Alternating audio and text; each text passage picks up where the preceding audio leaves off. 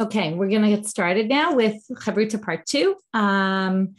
I just want to point out in terms of the Chavrutot, okay, the class is only an hour and a half, so it doesn't allow as much time as we'd like for Chavruta. I want to balance always the different levels and trying to get through certain material and get to a point where we've learned a significant amount.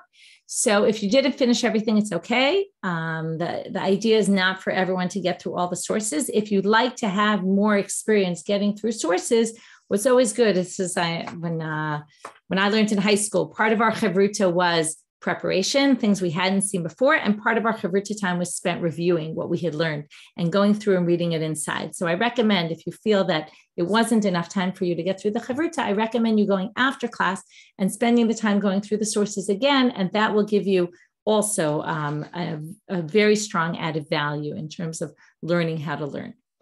Okay, so we're going to read through the Gemara now. So the Gemara asks the basic, main, important question of this sugya, which is, Umi'i kamidi demida oraita meshamta shvi'it v'hitkin hillel delo meshamta. Okay, well, as I've always promised, I'm going to teach you also skills about how to punctuate. So I knew to stop here. First of all, I knew it was a question because mi is ha'im, is there? So you know you're starting with a question. You know there's you're going to stop before Amar Abaye, and Abaye is already going to be giving you an answer because it said, and Abaye said, that's obviously beyond the question.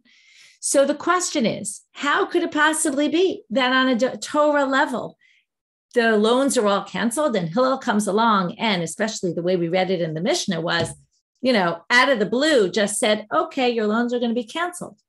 So Amar Abaye answers, and this is a bit of a complicated text to read through because it's kind of in parts and the Gemara doesn't really tell you everything at first, which is Bishvi'it Bizman Hazeh, comma, V'Rebihi, and it's Rebbe's opinion, Ditanya. Ditanya means as we learn in a Braita. So basically we're getting nowadays what he really wants to say, and unfortunately he just eliminated that one really important word that would have helped everybody much more, which is if he had said, B'Shvi'it Bizman Hazeh de Rabbanan, you would have known right away what he meant, which is, right? What it's really telling you, and I saw some people ask, I'm sorry I didn't clarify this before, but Shvi'it and Shemitah are synonymous.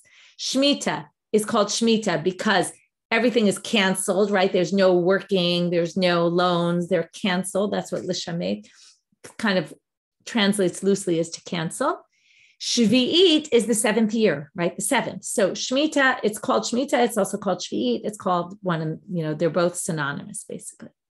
So Abaye says Shemitah nowadays is rabbinic in nature. Once it's rabbinic, because we no longer have a Torah law, which we're going to explain in a minute why that is.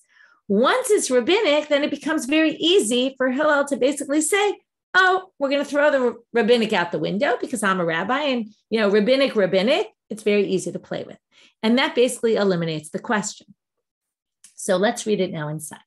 Ditanya, what is Rebbe's approach? And now the important part to realize is that Abaye can only explain this according to Rebbe.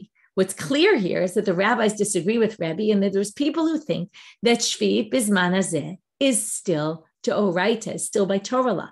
And then they're going to have a problem to explain what Prizbal is. So he explains now, the Rebbe, Ditanya, as it says in a Braita, we're now going to see Rebbe's opinion. Rebbe Omer, V'zeh Divar HaShmitah Shmot. Now, I'll tell you again, it's hard for me to guide you when I'm not in the room with you and telling everybody what to do. But when I went into a room, I saw that it was hard for them. They were struggling with how to punctuate this. But it's always important to read the questions that I ask because I give very guided questions, which guide you toward understanding where things are going. So I try to, in my questions, give you some of the facts that might make it more complicated for you. So always while you're reading the Gemara, alongside that, you should also be looking at the questions that will help you get through this. So Rebbe says, V'zeh dvar hashmitah shmot. That was a part that was going to be hard for you to figure out that was a verse. So I gave that to you in the question, which is, right, Zeh dvar shmitah shmot. Now, shmitah and shmot come from the same root. So the Gemara says, oh, shmitah shmot. Why does it seem to be repeating the same phrase, even though one is a noun and one is a verb, but okay, well, we'll put that aside. This is the world of drashot, where we can come up with all sorts of drashot. The Torah is talking about two different shmitot. Echad shmitat karka, ve'echad shmitat ksafim. Now, the simple reading of this would be Shemitah Karka is the land should rest, and Shemitah Ksafim is the loans. But most of the commentaries actually say that Shemitah Karka here is referring to the Jubilee year, the Yovel year.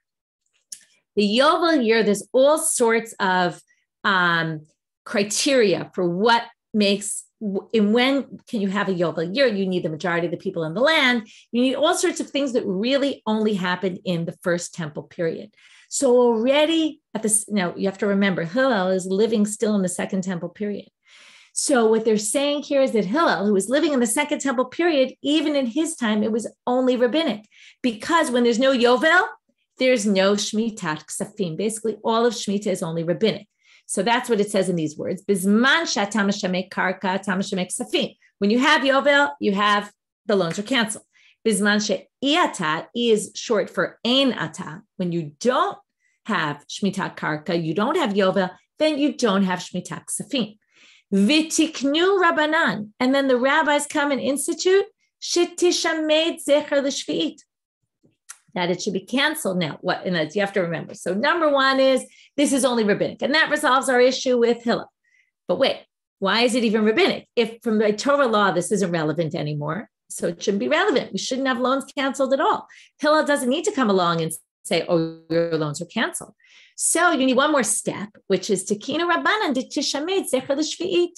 The rabbis then came and said, well, if we don't have this anymore, because there's no Yovel, then everyone's going to forget entirely about this concept of Shemitah. So therefore, the rabbis came along and said, you know what? We're going to institute Shemitah. We're going to put it back into the cards. We're going to make it part of our system, even though by Torah law, this is out. However, it's only rabbinic. So now, but then Hillel said, okay, it's very nice. We want to remember the Shemitah. However, nobody's loaning money to anybody. So Hillel comes and says, we have to do Prisbal.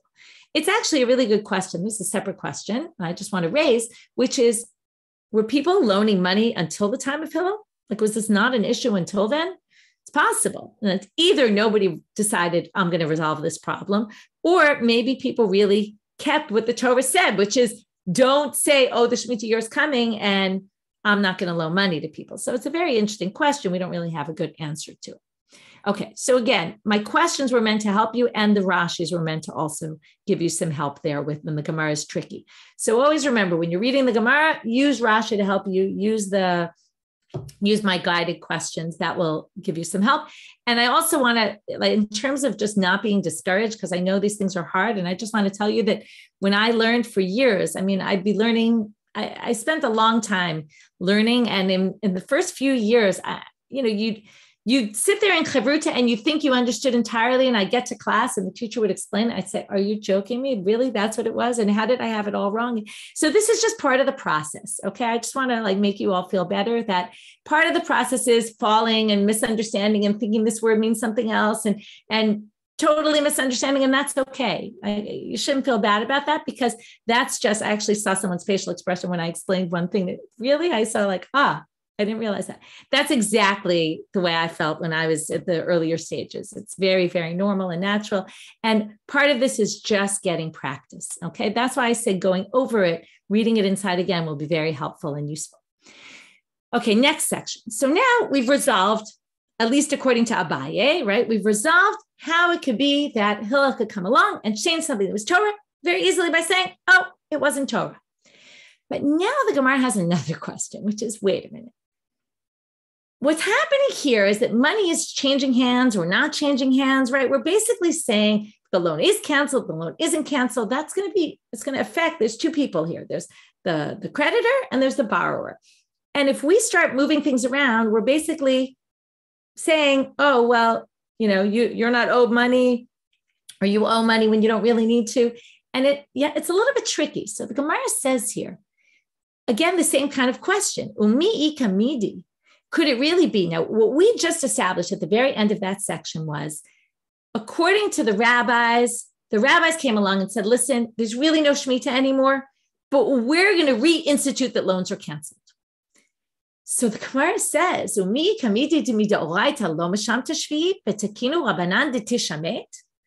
a minute. According to this, by Torah law, there's no no loans are canceled.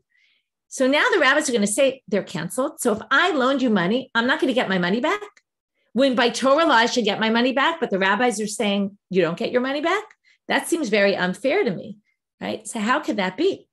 So Abaye gives a good answer. He says, Shev al taseh. What is Shev al taseh? It's a classic answer given in many situations, which is, well, you're sitting and doing nothing. Who's sitting and doing nothing? I lent you money. You're just not paying me back, right? I'm thinking of some ticket that we got in Europe once, and we couldn't, till it got to us, it was years later, we ended up with these huge fees where, and it's like, maybe you could just ignore it, right? You could just because, by the time we got it, it had so many fees that the bill was so high. You think like, maybe we could just ignore it. It's Shev al taseh, right? We're just not doing anything, like as if I didn't see the letter. So that's right. I'm not saying that's what we're doing, but anyway, so Shev al taseh is basically the person who borrowed money just won't return it. It's not like we're saying you have to give back something that maybe isn't meant to be given back. And that's Abaye's response. So the rabbis can come and say loans are canceled because the situation we're not changing any reality. We're just leaving everything as is. You just don't return the money to me. Okay. Comes Rava, and Rava gives a different answer. Rava says, Hefker beitin haya hefker. Oh, I wanted to point this out before we do that, actually. Rashi has a good Rashi here. Rashi gives some examples of Shev al taseh. Okay, he says here, Haloveh hazeh shavu batel ve'eno oseh mitzvah lifroa et kovo v'lo akar lebiyadayim. Okay, basically says that. It says kigon. He gives some other examples. Okay, and this is good because it highlights what I like. What Rashi does here is he's like a teacher, and he gives you examples so that you can relate to it. Something more relatable, like shofar and lulav. Okay, Shabbat, we don't blow the shofar on Shabbat when a Rosh Hashanah falls out on Shabbat. We don't take a lulav. Now, the Torah says you have to take a lulav, especially on the first day, right? And even when the first day falls on Shabbat, we don't take a lulav. The Torah says we have to blow the shofar. Seems like even on Shabbat. But the rabbis were worried, and they said, we don't want people to take the shofar into the public domain and carry it in the public domain. And we don't want people to take the lulav and carry it in the public domain. So because of that, and we're worried that people will do that, which is only a rabbinic concern, they basically override the Torah halacha. We're so used to this, we don't even think about it. But shofar and lulav are Torah halachas. And we basically override the Torah halacha and say, guess what? You don't have to blow shofar today, even though it's Rosh Hashanah. You don't have to take a lulav, even though it's the first day of Sukkot, because of a rabbinic concern. So comes Rashi, and he says, this is exactly Shev al taseh. It's not like you're saying, I'm blowing the shofar on a day I'm not supposed to, or I'm taking a little. No, you're just not doing anything. So you just don't do it. That's a classic example of Shev al taseh. Okay, so now comes Rava, and Rava says, now here, there's a big debate, okay? I'm not sure that anyone got to this, but the later part is really what question is Rava answering? We had two questions to our Gemara. Okay, and this is a good way to kind of organize it. The Gemara started off with saying, Shemitah is Doraita. How did Hillel override Shemitah that's Doraita?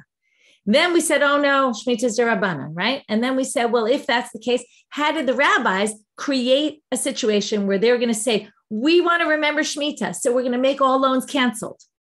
And then obviously Hillel came and overrode that. But before Hillel came and overrode it, how did the rabbis have the power to do that? So Rava comes and says, so now it's tricky because Rava could be answering the original question, or he could be answering just the second question. Because Rava's answer is a very general answer, which could really theoretically be answering both. And what Rava says is a very powerful statement. Hefker beitin haya hefker. This is something that comes many Sugiyot in Shas. And it means basically that the rabbis have the power to basically come into my house, take anything I own and say, I'm giving it to so-and-so. It's not yours really. Okay. They can make my property ownerless. Hefker means to make it ownerless. Right, I'll give you an example. In the Shemitah year, when you have fruits on your tree, you're supposed to make it hefker, right? Your stuff is hefker. So you're supposed to basically put a sign on your door, on your gate that says, Shemitah fruit, everybody come and take. Ownerless. Here, what it means is the rabbis have the power to basically come and make all your stuff ownerless. So that's why, now, theoretically, this could answer both questions. That's why Hillel could come along and override this Torah law, because rabbis have power to do stuff when it comes to money. they can basically say, this is all a financial thing. So they can just say, your money is not really your money. And therefore, they can play with anything. They can say, if it's Torah, we can make it rabbinic, right? We can basically override it with Prisbal. If it's not Torah anymore, we could still say, oh, well, we want to remember Shemitah. So yeah, you don't have to give back your loans because the rabbis can just move things from one person to the other at will. Where do we get this from? So we're going to have two different psukim. As it says in the following pasuk, V'chol asher lo yavo l'shlosh hayabim, ke'atzat hasarim v'azkenim. Anyone, this is in the time of Ezra and Nehemiah, and they said, whoever doesn't come in the next 3 days, yecharam kol rechusho v'hu yibadel mikal hagolah. It was a threat. If you don't come, we're going to basically separate you from the Kahal Gola, okay? And all your property will be ours. So here you see, they clearly had the power because they said, we're going to confiscate your property. Rabbi Eliezer Amar Mehacha, Ela hanachalot asher nachalu Elazar Kohen v'Yoshua ben Nun v'Rashei ha'avot. This is when they came to conquer the land. It says, these are the properties that they gave out to everyone. Why does it say Rashei ha'avot?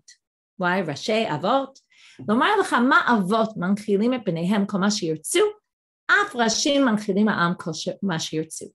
Because they said it was basically like a father passes on to his children. A father passes on to his children his property. He can decide, I'm giving you 50% and the other two kids are splitting the other 50%, 50-50. Father could do that. Likewise, these Rashim were able to choose who gets what. Now, how could they choose who gets what? Isn't, right? Who are they to decide? From here you see, they decided that means they have the power to take something from me and give it to you. So there you have it. What's the difference between these two psukim? Very obvious difference. The first one, it was people who weren't listening, who were punished. The second one is even if it's not a punishment, the rabbis have the power in any case, right? You notice the difference? Okay. So now, the big question becomes whether Rava is, Rashi says, La'olam. Basically, Rashi's approach is Rava's answer, Hefker Beit and Hefker is an answer all, basically. It's disagreeing with Abaye in the first answer, which gives us a huge advantage because what did Abaye say? It's only if you hold by Rebbe that Shvi'it is, you'd have to say that Hillel held like Rebbe, that Shvi'it is only rabbinic. Obviously, the rabbis disagreed with him, okay? And then it's interesting because then it seems, why did no one disagree with Prisbal then? Because he really only held like Rava, like Rebbe, I mean. So Rava basically says, La'olam bein l'Rabbanan de pligei de Rebbe, v'amrei Shvi'it la'ashmatat milva b'zman hazeh d'oraita. The rabbis think Shvi'it is still on a Torah level. And yet Rava says, therefore, I have a better answer. My answer answers that as well. Because then Hillel could come along and say, even if it's d'oraita, the rabbis can move money wherever they want. So they're allowed to do it. Right? And then basically, Bein l'Rebbe, right? If Rebbe, sorry, I skipped a line there. Bein l'Rebbe de Amar Lav d'oraita. When Rebbe says it's not d'oraita, and then the rabbi said, well, we're going to institute Shemitah anyway, to which the Gemara asks, how could you institute Shemitah if you're moving money and you're not going to return your loan to a person who by Torah law should get his loan? Well, again, you'll say the same thing. Hefker Beit and Hefker. So basically, Rashi thinks that Rava is answering both questions at once. Okay? Tosfot disagrees with this. Tosfot says, no. Rava is just coming to answer the second question. He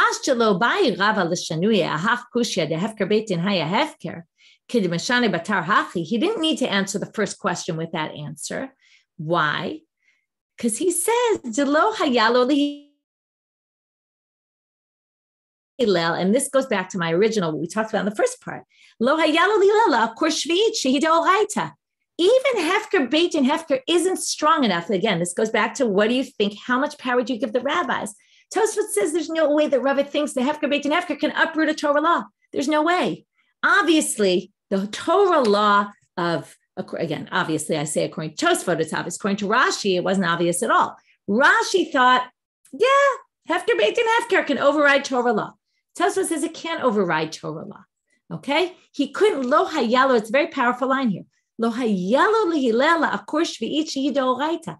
Hillel does not have the power to do that kind of thing. He can't take a Torah law and just say, okay, hefker beit and hefker, rabbis, do whatever you want. No way. Okay. And even though we sit in the Sifri, right, that whole thing we learned in the Midrash Halakha, Mikan Ro'am Avel Mashkon and all that, Mikom Makom, Lo hayalo la'asot takana lelamed la'asoken, shebitel bekach hashmata ksafim shetzivta Torah. He says something fascinating. Even if Torah law says you could give your documents to the court, still, and we went back, remember we said in the beginning, Hillel popularized it. Basically, Tosfos says Hillel should not have popularized that if it was all Torah law, because by popularizing it, he's basically overriding the entire concept that the Torah says there's no way that this can be used to answer that question. So it's again, these debates are a little bit tedious, right? It's number one, I want to show, I'm going to stop here right now with the sources. There's a Rambam and a Ravid that basically line up with Rashi and the Tosfot. Okay, they each line up, and you can see that, and that it's an extra thing that I didn't think we'd necessarily get to, but I put it on the sheet if somebody wants to look at it. But the main idea here is that we take this idea. First of all, number one issue was the Gemara wasn't clear when we had a question, and then Abaye answers it. We had another question, and then Abaye answers it, and then Rava answers. And it's not clear if Rava is coming in only at that stage to answer that second question, or is he coming to answer the first? So it looks like a very technical debate. Okay, how do you read the Gemara, right? A little bit tedious. But it really, what's standing behind it is something very basic and fundamental, which is how much power do the rabbis have? And that's the question I really want to leave you with, which is throughout the class today, we saw these two approaches, and even there were three in the beginning part of the shiur, about how far do we think the rabbis can go to override, right? Can they override something? Can they just reinterpret? They only popularize with the fascinating sugya because it's a sugya that those concepts come up all over the Gemara, not always as obvious as they are today in this sugya, which was really asked straight on and interpreted in different ways that clearly show different perspectives about it. But it's something that, in general, that's what the Gemara is all about. The rabbis interpreting, often changing, often redefining how much power do the rabbis really have, and that's a question I'm going to leave you with. So I hope you enjoyed, and we will meet up again next week. I'll open it for questions and answers now.